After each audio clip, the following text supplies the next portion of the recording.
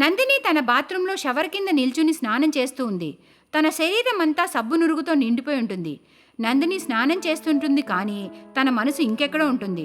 నిన్న రాత్రి తను తన ఫ్రెండ్ నటాషా ఇంటికి వెళ్ళింది. నటాషా కొత్తిల్లు కొనుక్కుంది. చూడవే, ఇది మా డ్రాయింగ్ రూమ్. నాకు ఈ ఇంట్లో అన్నిటికంటే ఎక్కువగా ఈ డ్రాయింగ్ రూమ్ అంటేనే ఇష్టం. ఈ వాల్ కలర్ మరియు ఈ tiles, oh my god, I love them.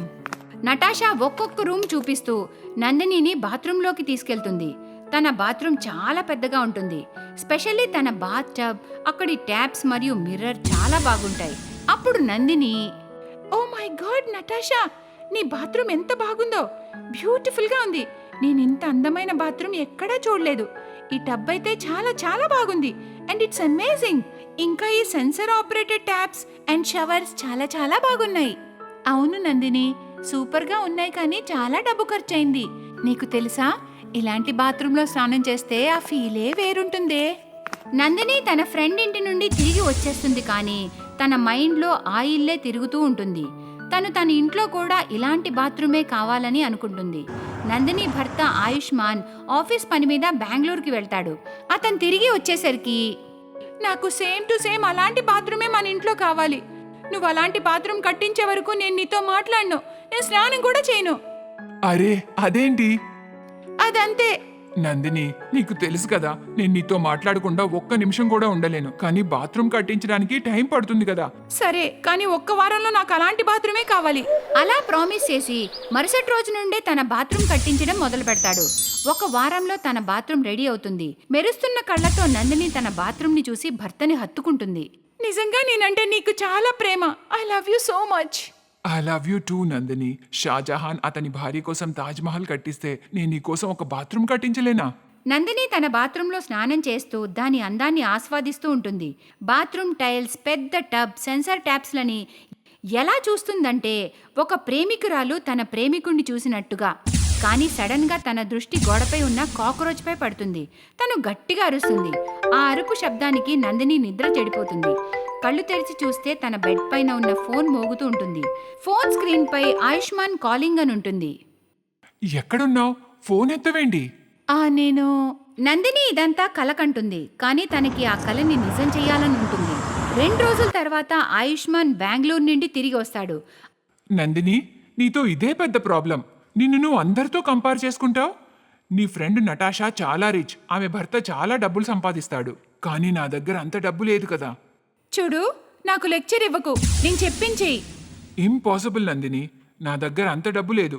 అయినా మన బాత్రూమ్కి ఏం తక్కువైంది? నీకు దానిలో స్నానం చేయడానికి ఏంటి బాధ? పెద్ద బాత్రూమ్ టబ్బు, సెన్సార్ ట్యాప్స్, వీటితో ఏమొస్తుంది? ఆయుష్మాన్ నందినికి ఎంత నచ్చ చెప్పినా తను అసలు ఒక్కసారి కూడా విందు. కానీ ఆయుష్మాన్కి నందిని ఆశని తీర్చేంత సామర్థ్యం లేదు. నందిని కోపంతో ఒకరోజు రాత్రి తను ఇంటి నుండి వెళ్ళిపోయి ఒక బస్ స్టాండ్లో కూర్చుని వచ్చిన బస్సు ఎక్కేస్తుంది. Ticket ticket ticket ticket madam, ఎక్కడికి వెళ్ళాలి? ఏంటి, ఏమన్నారు? మీరు ఎక్కడికి వెళ్ళాలన్నాను మేడం. ఈ బస్సు ఎక్కడికి వెళ్తుంది? ఈ bus last stop Rajahmundry madam. సరే, ఒక టికెట్ అక్కడికే ఇవ్వండి. నందిని రాజమండ్రికి టికెట్ తీసుకుంటుంది. ఇక అక్కడి నుంచి బయలుదేరుతుంది. బస్సులో 1 గంట ప్రయాణించాక అక్కడ ఒక పెద్ద బ్రిడ్జ్ వస్తుంది. బాగా లేట్ అవ్వడంతో ప్యాసింజర్స్ అందరూ నిద్రపోతారు. నందిని కూడా గాఢ నిద్రలో ఉంటుంది. అప్పుడు అనుకోకుండా బస్ బ్రిడ్జ్ రైలింగ్ ని పగలగొట్టి నదిలో పడిపోతుంది. ప్రజలందరూ అరుస్తూ ఉంటారు, కాపాడండి, కాపాడండి. బస్ యాక్సిడెంట్ అవ్వడం వలన అక్కడికి అంబులెన్స్ వస్తుంది. ఆ రాత్రి రెస్క్యూ ఆపరేషన్ స్టార్ట్ అవుతుంది. కానీ నందిని నది ప్రవాహంలో కొట్టుకుపోయి కాపాడండి, కాపాడండి. తను కాసేపు ఆ ప్రవాహంతో పోరాడుతుంది, కానీ కాసేపటికి స్పృహ కోల్పోతుంది. తనకి స్పృహ వచ్చేసరికి ఉదయం అయిపోతుంది. ఎవరు నువ్వు? నేను నందిని. ఇక్కడికి ఎలా వచ్చాను? అది మాకు తెలీదు.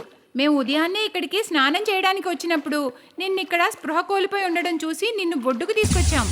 అప్పుడు నందినికి బస్ యాక్సిడెంట్ అయినట్టు గుర్తుకొస్తుంది. తనకి కొన్ని దెబ్బలు తగిలి, మీ ఇల్లెక్కడా? మీ ఇంట్లో ఎవరెవరు ఉంటారు? వాళ్ళకి ఇన్ఫార్మ్ చేస్తాం. నందిని తన భర్తపై చాలా కోపంగా ఉంటుంది. తను తిరిగి తన ఇంటికి వెళ్ళాలనుకోదు. ఈ లోకంలో నాకెవ్వరూ లేరు. ఆ మాట విని వాళ్ళకి నందినిపై చాలా జాలేస్తుంది. ఆ తర్వాత ఒక ఆమె, చెల్లి, నువ్వు కాసేపు వెయిట్ చేయి, మేమందరం స్నానం చేసి వస్తాం. ఆ తర్వాత మేము నిన్ను మా ఊరికి తీసుకెళ్తాం. ఆ ఆడవాళ్ల మాటలు విని నందిని వాళ్ళని చూస్తూ ఇలా అంటుంది. ఏమన్నారు? మీరిక్కడ స్నానం చేస్తారా? ఈ నదిలో బహిరంగంగానా? హా, ఊరి వాళ్ళందరూ ఇలానే స్నానం చేస్తాం. ఏమైనా ఇబ్బందా? ఏమీ లేదు. ఆ ఆడవాళ్ళు నందినిని ఊరికి తీసుకెళ్తారు. నందిని కొద్ది రోజులు ఆ ఊర్లోనే ఉంటుంది. కానీ అక్కడ నదిలో బహిరంగంగా స్నానం చేయడం తనకి చాలా ఇబ్బందిగా ఉంటుంది. వీళ్ళంతా బహిరంగంగా నదిలో స్నానం ఎలా చేస్తున్నారో నాకు అర్థం కావట్లేదు. ఒక షవర్ లేదు, బాత్ టబ్ లేదు, ట్యాప్స్ లేవు. ఒకరోజు అదే విషయం నందిని ఆ ఆడవాళ్లతో అంటే, అరే దానిలో ఇబ్బంది ఉంది, అక్కడంతా ఆడవాళ్ళమే ఉంటాం కదా. అయినా కానీ బహిరంగంగా చూడు చెల్లి, ఊర్లో ఇలానే ఉంటుంది. ఎవరికైతే బాత్రూమ్ కట్టించుకునే సామర్థ్యం ఉందో వాళ్లే కట్టించుకుంటారు. మా భర్తలకి అంత సామర్థ్యం లేదు. వాళ్ళకి వీలైనప్పుడు తప్పకుండా కట్టిస్తారు. అయినా మాకేం ఇబ్బంది లేదు. ఇంకా మేమందరం ఈ కారణంగా కలుసుకుంటాం కదా, కష్టసుఖాలన్నీ మాట్లాడుకుంటాం. వాళ్ళ మాటలు విని నందినికి కళ్ళల్లో నీళ్లు తిరిగి తన మనసులో ఇలా ఆలోచిస్తుంది. వీళ్ళ దగ్గర ఏమీ లేకపోయినా ఎంత ఆనందంగా ఉన్నారో. కానీ నాకు అన్నీ ఉన్నా నేను నా ఇంటిని వదిలి వచ్చేసాను. నాపై నాకే సిగ్గుగా ఉంది. నేను ఇప్పుడే తిరిగి ఇంటికి వెళ్ళిపోతాను. నేను లేకుండా ఆయుష్మాన్ ఎలా ఉంటున్నాడో ఏంటో. నందిని ఆ ఆడవాళ్ళని వదిలి తన ఇంటికి తిరిగి వచ్చేస్తుంది. ఆయుష్మాన్ తనని చూడగానే ఎక్కి ఎక్కి ఏడుస్తాడు. నందిని, ఎక్కడికి వెళ్ళిపోయావు? నువ్వు లేకుండా నేనుండలేను. ఎక్కడెక్కడో వెతికాను. పోలీస్ స్టేషన్లో కూడా కంప్లైంట్ ఇచ్చాను. కానీ నీ జాడ తెలియనే లేదు. నందిని, నువ్వు కోపంలో ఇల్లు వదిలి వెళ్ళిపోయావు. నేను ఎక్కడైనా అప్పు చేసి నీకోసం బాత్రూమ్ కట్టిస్తాను.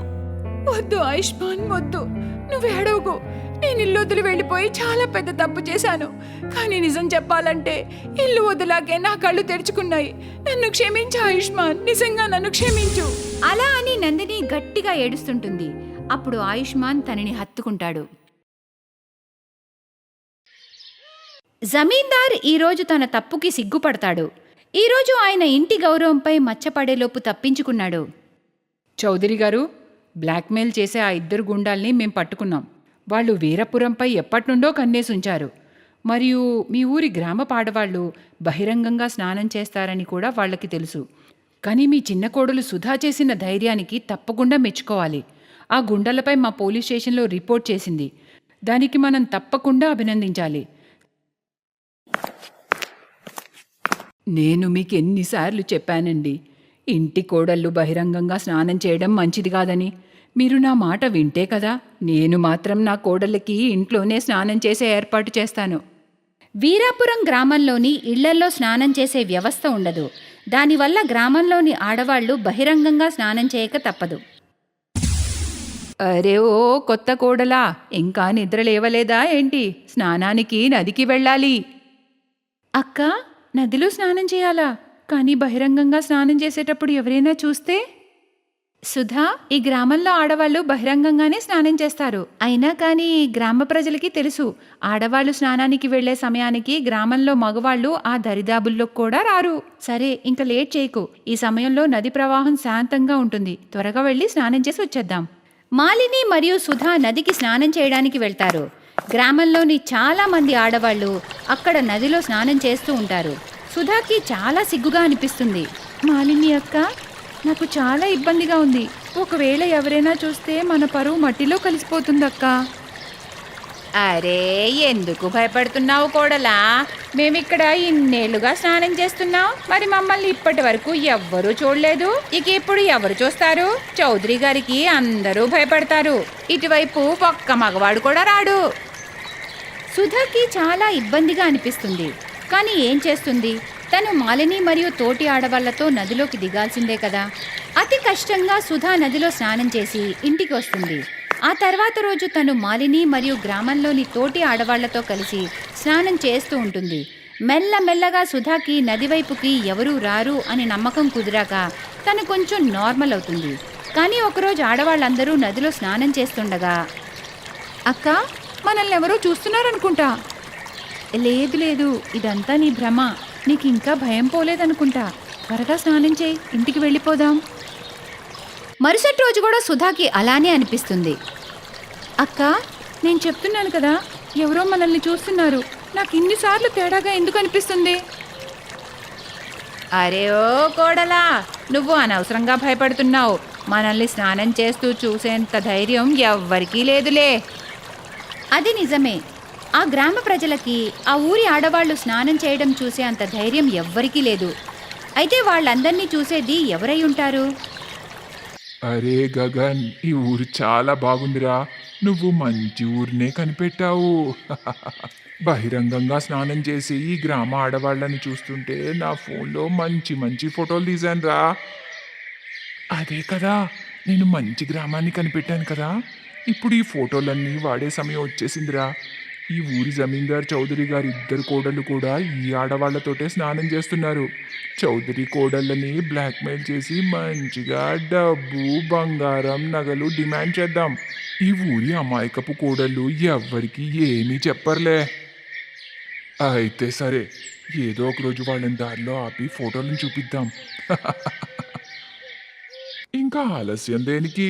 రేపే వాళ్ళు స్నానం చేసి వెళ్తుండగా దారిలో వాళ్ళని పట్టుకుందాం రా.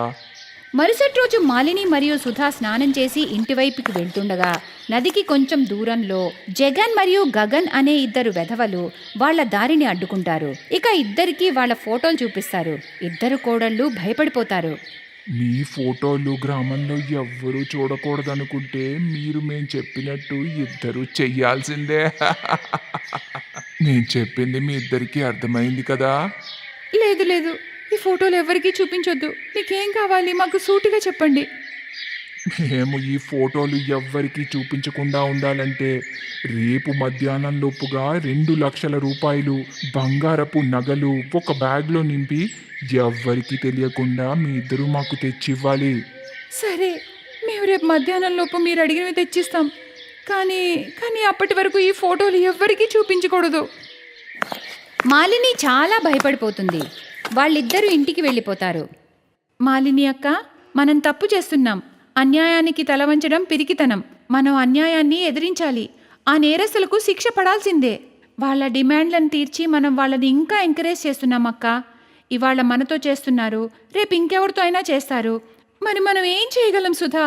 మన ఫోటోలు ఆ వెధవల దగ్గర ఉన్నాయి. మనం ఈ విషయాన్ని ఎవరికీ చెప్పుకోలేం. ఆ వెధవలు మన ఫోటోలు అందరికీ చూపించేస్తారు. కానీ సుధా చాలా ధైర్యవంతురాలు. తను మాలినికి చెప్పకుండా పోలీస్ స్టేషన్కి వెళ్ళి అక్కడ లేడీ ఆఫీసర్కి జరిగిందంతా చెప్తుంది. సుధా, నువ్వేం భయపడకు. నేను ఇలాంటి గూండాలని చాలామందిని పట్టుకున్నాను. నేను చెప్పినట్టు చేయి చాలు. సుధా పోలీసుల సహాయం తీసుకుంటుంది. మరుసటి రోజు తను మాలినితో పాటు ఆ వెధవలు చెప్పిన ప్లేస్కి వెళ్తుంది. ఆ గూండాలు సుధా మరియు మాలిని దగ్గరికి వచ్చి రాగానే పోలీసులు వాళ్ళని చుట్టుముడతారు. పోలీసులను చూసి ఆ గూండాలు భయపడిపోతారు. పట్టుకోండి వీళ్ళని. అమాయకు ఆడవాళ్ళని పట్టుకుని బ్లాక్మెయిల్ చేసి వాళ్ళ నుంచి డబ్బులు, నగలు డిమాండ్ చేస్తారా? మేడం, ఈ గూండాల్ని చుట్టుపక్కల గ్రామాల పోలీసులు కూడా వెతుకుతున్నారు. వాళ్ళు ఇంతకు ముందు చాలా మంది ఆడవాళ్ళని ఇలాగే బ్లాక్మెయిల్ చేశారట. పోలీసుల ద్వారా గూండాల్ని పట్టించిన విషయం చౌదరి గారి వరకు చేరుతుంది. అతనికి కూడా అతని తప్పు తెలుస్తుంది. సావిత్రి, నువ్వు నిజమే చెప్పావు. తప్పంతా నాదే. నేను చాలా పాతకాలపు మనిషిలాగా ఆలోచించాను. మన కోడళ్ళకి, కూతుళ్ళకి ఏం అవసరమో అవి నేను ఎప్పుడూ ఆలోచించలేదు.